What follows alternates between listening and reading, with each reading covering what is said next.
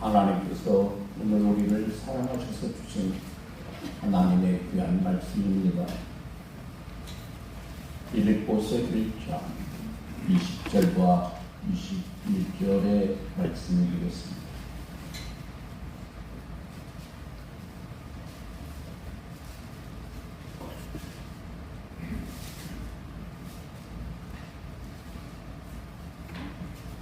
나의 간절한 기대와 소망을 따라 아무 일에든지 부끄러워하지 아니하고 지금도 전과 같이 온전히 담대하여 살든지 죽든지 내 몸에서 그리스도가 존귀하게 되게 하려 하나니 이는 내게 사는 것이 그리스도니 죽는 것도 유익함이라.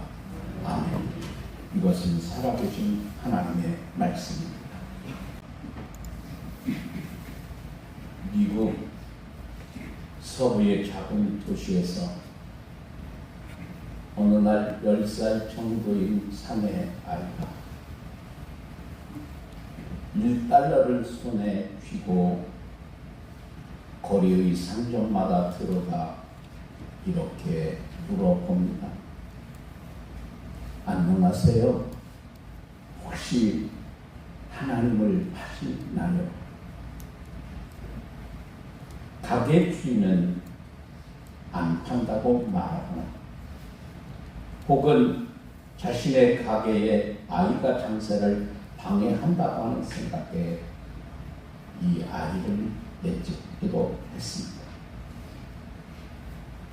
해는 점점 기울어져가는 시간에 아이는 끝까지 포기하지 아니하고 69번째 가게에 들어갔습니다. 그리고 역시 똑같은 질문을 던집니다. 안녕하세요. 혹시 하나님을 파시나요? 그 가게 주인은 60이 조금 넘은 머리가 하얀 노인입니다. 그는 미소를 지으며 아이에게 이렇게 되물어 보았습니다. 얘야, 하나님을 사서 무엇 하려고 그러니?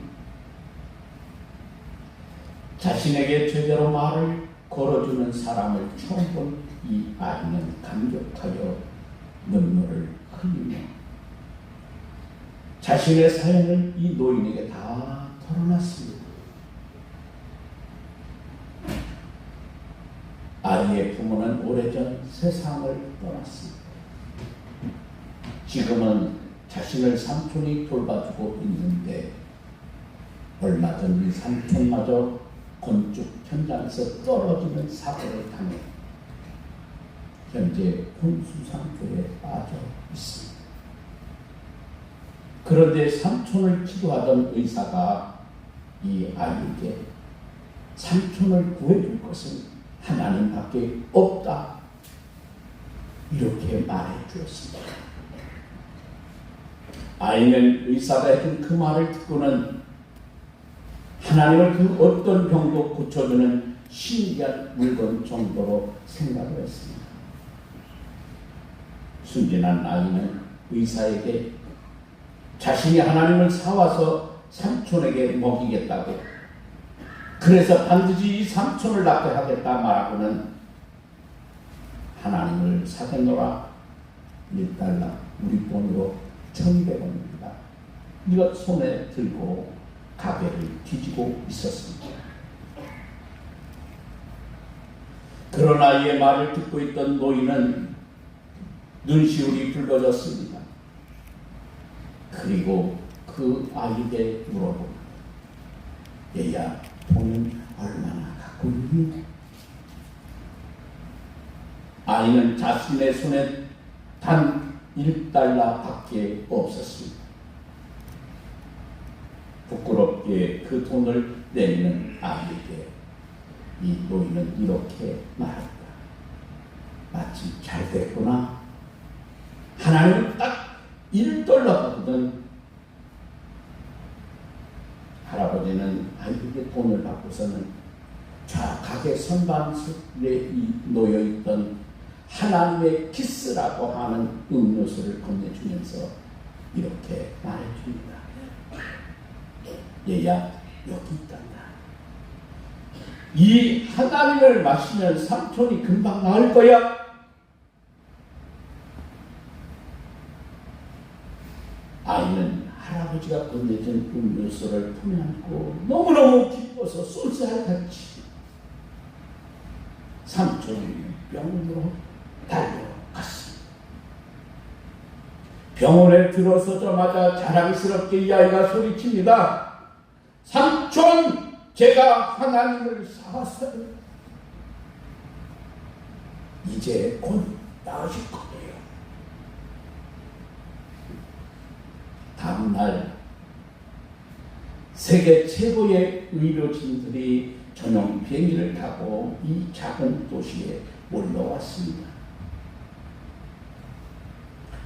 아이의 삼촌이 있는 병으로 달려와 삼촌의 상태를 진찰합니다.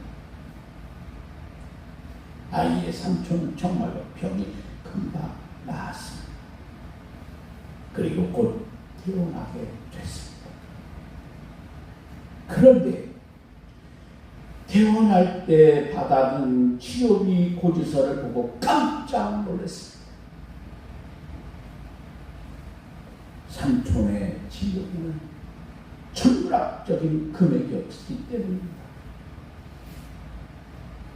그 엄청난 금액을 모든 어떤 억만장자가 갚아주었기 때문입니다. 사실 삼촌을 치료한 최고의 의료진도 그 억만장자가 고용한 사람들이었고, 그 억만장자는 아이가 1달러로 하나님이라고 하는 음료수를 샀던 그 가게에서 만난 노인이었습니다. 억만장자인 이 노인은 할 일이 별로 없을 때 가게에서 적적한 시간을 보내고 있었습니다. 이 사실을 알게 된 삼촌은 태어난 후 조카와 함께 아이가 음료수를 샀던 그 가게를 찾아갑니다. 그러나 노인은 여행을 떠나고 없었고, 그래서 노인을 만날 수가 없었습니다.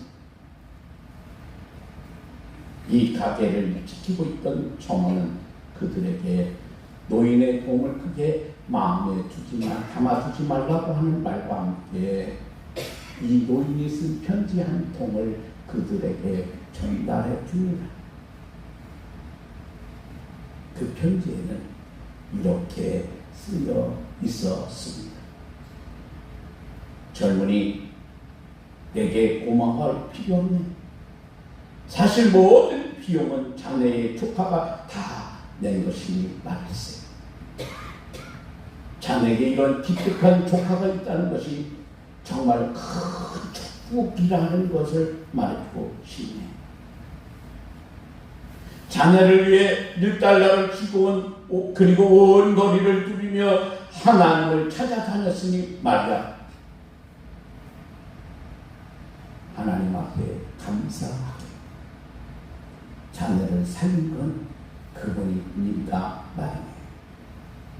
그리고 편지는 마쳤습니다. 사랑하는 성도 여러분, 우리가 세상에서 성공하려고 하면 우리에게는 간절함이 있어야 합니다. 그 간절한 열망이 우리로 하여금 놀라운 힘을 드러나게 되는 거예요. 지성이면 감천이라고 하는 말처럼 간절하면 하나님도 감동하셔서 우리에게 당신의 능력을 주십니다.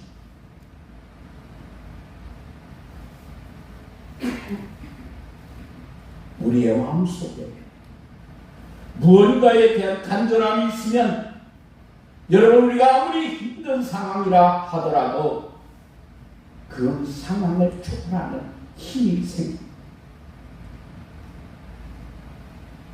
간절함은 그 어떤 상황에서도 우리로 하여금 희망의 끈을 놓지 않게 만들어주기 때문입니다. 간절함은 우리에게 무언가 열망이 있을 때 생깁니다.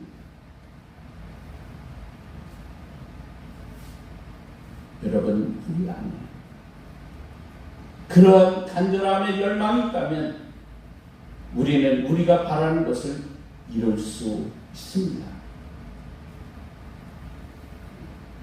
그렇다면 여러분은 어떠한 열망을 갖고 사십니까?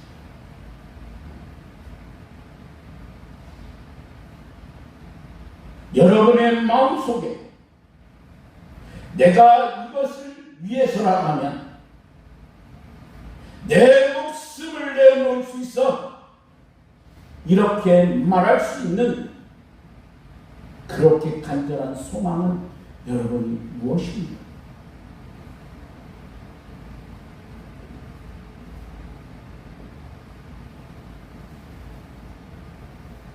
취업을 앞둔 청년이나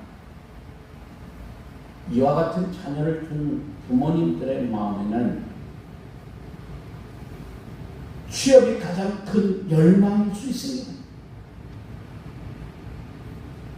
결혼을 해야 할 청년에게는 좋은 배우자를 만나 결혼하는 것이 열망일 수 있습니다. 어제도 목사님들 몇 분을 만났는데 저에게 물어요. 목사님, 둘째가 다 이제 결혼시킨 겁니까? 네.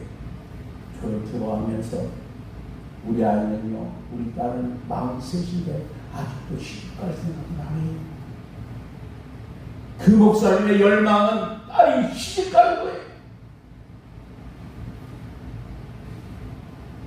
몸이 연약해져가는 부모님을 바라보는 자녀들의 마음입니다.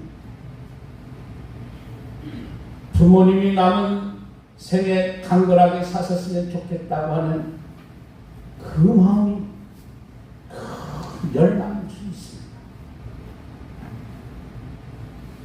삶이 너무너무 힘들고 지쳐있는 사람에게는 언제 이 힘든 시기가 빨리 지나가고 남들처럼 나도 행복한 웃음으로 웃는 날이 속히 오는 것, 이분에게는 가장 강렬한 열망일 수도 있습니다. 가정의 어려움 때문에 힘들어하는 분들, 빨리 가정의 문제가 해결되고 행복한 가정으로 회복되는 열망이 있습니다. 우리 가운데 건강이 좋지 못한 분들, 건강의 회복, 친구나 이웃과의 관계가 불편한 사람은 좋은 관계로의 회복이 그들 마음속에 큰 열망입니다. 그러나 사랑하는 성도 여러분, 우리가 그리스도인이라면 세상 사람들이 누구나 갖는 그런 열망 말고 하나님을 향하여 갖는 신앙의 열망이 있어야 합니다.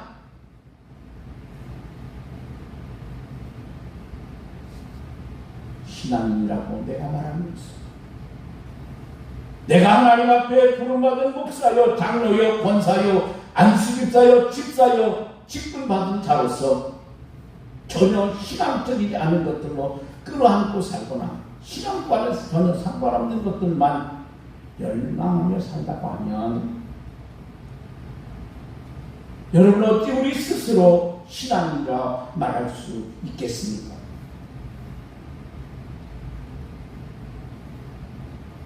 신앙인이라면 뭔가는 신앙인다운 열망이 있어야 하지 않을까요?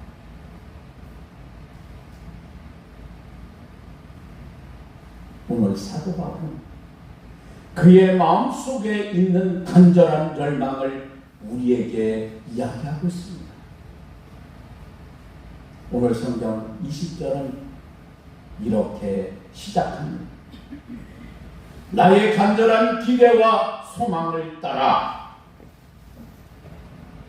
사도 바울도 간절한 기대와 소망이 따른 말입니다. 지금 사도 바울은 로마 감옥에 갇혀 있는 상태입니다.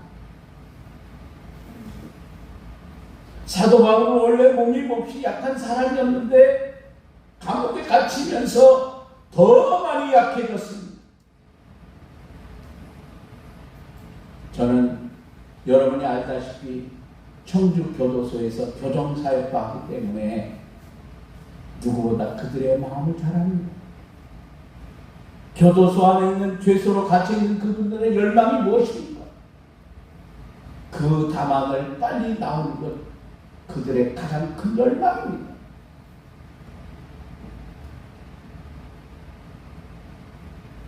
사도 바울이 감옥에 갇힌 이유는 자신이 뭔가 큰 죄를 지었기 때문이 아닙니다. 오직 하나의 제명 예수의 복음을 전한 것 때문에 지금 사도 바울은 죄인의 몸으로 감옥에 갇혀 있습니다. 그런 사도 바울에게도 간절한 열망이 있습니다. 그것은 사도 바울이 감옥에서 빠져나온 것이 아닙니다. 감옥에 갇힌 사람이 감옥에서 빠져나온 것보다 여러분 더 간절하고 절실한 것이 무엇일까요? 그런데 사도 바울의 간절한 기대와 열망은 약해진 몸이 빨리 건강해지는 것도 간절한 열망이 아니에요. 여러분, 우리가 아프면 알잖아요. 몸이 약하고 병으로 고통받고 있는 그런 사람들은 빨리 병이 치료되는 것보다 여러분 더 절실한 것이 무엇이 있습니까?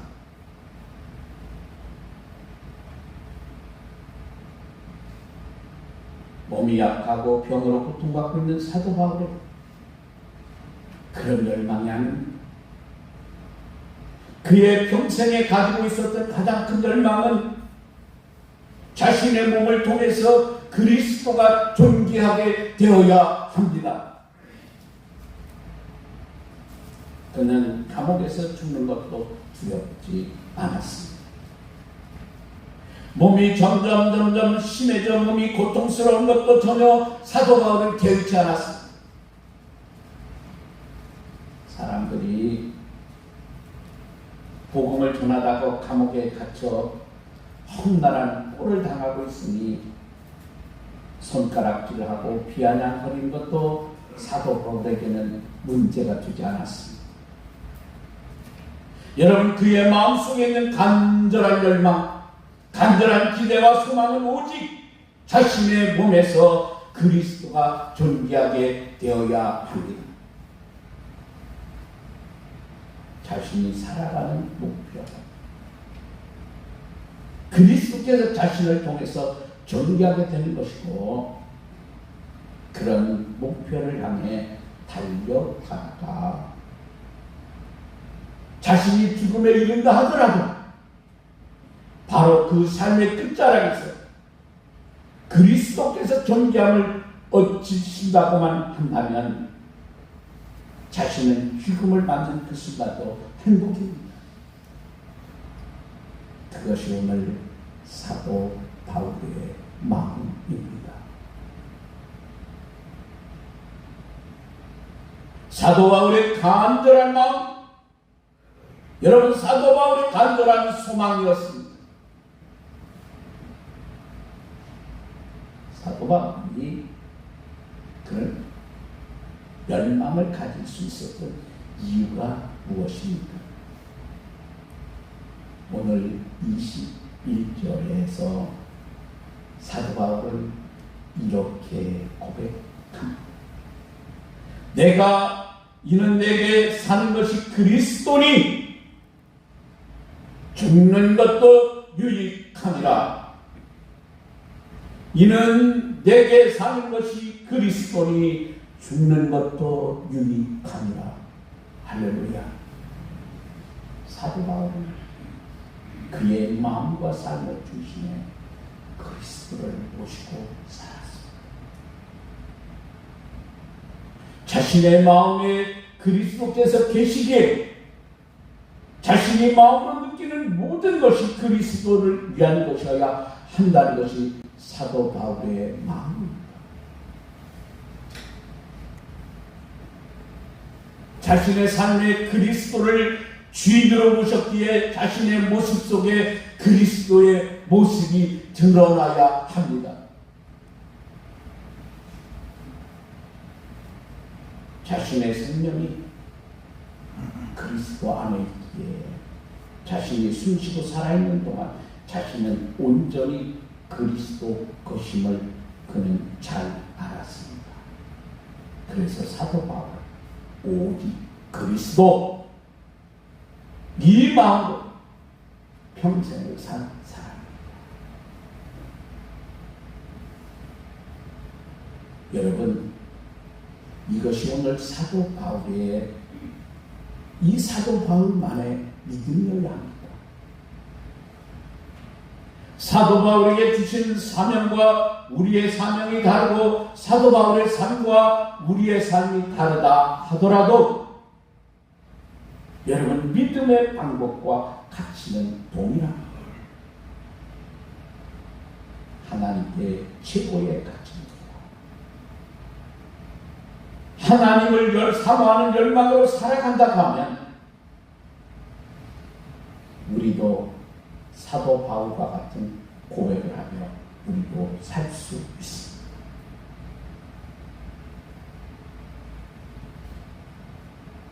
여러분, 우리의 신앙에서 이 사도 바울과 같은 간절함이 사라지면 우리의 신앙은 점점 구경꾼으로 전락하고만 하나님의 말씀을 읽어도 말씀이 내 삶에 능력으로 역사하는 하나님의 힘이 되지를 못합니다. 그저 여러분 구경꾼의 심정으로 읽을 뿐입니다. 그 말씀이 나를 변화시키고 죽어가는 내 영혼을 살리는 능력이어야 하는데 재미를 위해서 읽는 소설처럼 여겨집니다. 소설처럼 읽는 말씀은 우리의 삶에 전혀 능력으로 나타날 수가 없습니다. 오늘 저와 여러분에게 그런 간절함이 회복되어야 합니다. 그래야 우리가 세상을 이기는 승리자가 될 수 있습니다. 오늘 우리의 마음을 뺏어가는 세상의 것들이 여러분 얼마나 많이 있습니다. 세상이 주는 쾌락과 세상의 편안함이 우리의 마음을 얼마나 여러분 혹하게 만들고 있습니다. 그런 세상 속에서 끝까지 믿음을 붙잡고 살기 위해서는 우리 안에 거룩한 열망이 있어야 합니다. 세상 것보다 더 간절한 믿음의 열망이 우리 안에 있어야 합니다. 그래야 우리는 세상을 이길 수 있습니다. 여러분, 우리를 여전히 주님의 심장에 머물게 하는 신앙의 간절한 말입니다. 우리의 마음에서 신앙의 간절함이 사라질 때 주님의 마음에서 우리도 점점 사라지고 있습니다. 우리의 마음 깊은 곳에서 여러분 주님을 향한 간절함의 열망이 사라질 때 우리의 신앙은 점점 죽어가고 있습니다. 다시 한국교회가 일어나고 있습니다. 지난 금요일 우리 한국교회 100주년 기념관에서 이순창 총회장님을 비롯한 청년팀원들과 전국 69개 노회장들과 우리 총회 부서장들과 임원들이 모여서 발대식을 열었습니다. 무슨 발대식이냐? 전도 발대식. 한 영혼을 천하보다도 귀하게 여기는 주님의 마음으로. 여러분, 이 땅에 복음을 전하지 아니하면 이 민족에 희망이 없어, 소망이 없어.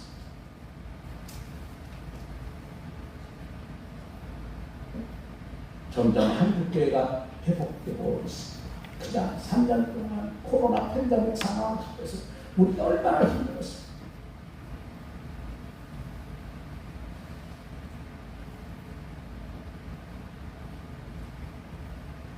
우리의 간절함의 열망이 주님의 심장을 갖고 살게 하는 생명의 끈.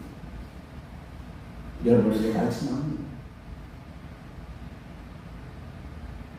여러분, 간절한 열망을 가지고 주님의 심장을 가지고 전도하십시오. 우리 교회에서 전도를 제일 많이 하는 분에게 여러분 동기부여를 위해서 제가 개인적으로 귀한 선물을 드리겠습니다.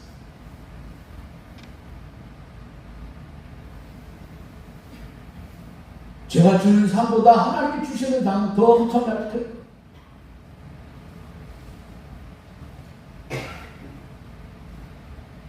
우리는 오늘 이렇게 고백하며 살아야 합니다. 주님, 제가 주님을 더 사랑합니다. 지금보다 주님 내가 더 사랑하길 원합니다. 주님, 지금보다 더 뜨겁게 사랑하길 원합니다. 여러분, 간절히 예배하고 간절한 기도로 말씀을 사모하는 열정으로 우리가 신앙생활 역사는 여러분 모두가 믿음의 승자들이 되십시오. 주님 다시 오심을 간절히 기다리는 그 신앙의 열망으로 여러분 모두가 세상을 이기는 승자가 되십시오. 오늘의 주신 말씀을 기억하면서 사도 바울의 심정으로 주의 영광을 드리며 믿음으로 살아 이 땅에 참된 복음을 심고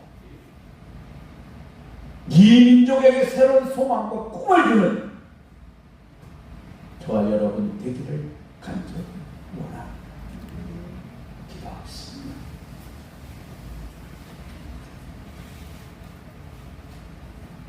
내게 사는 것도 주는 것도 유익합니다.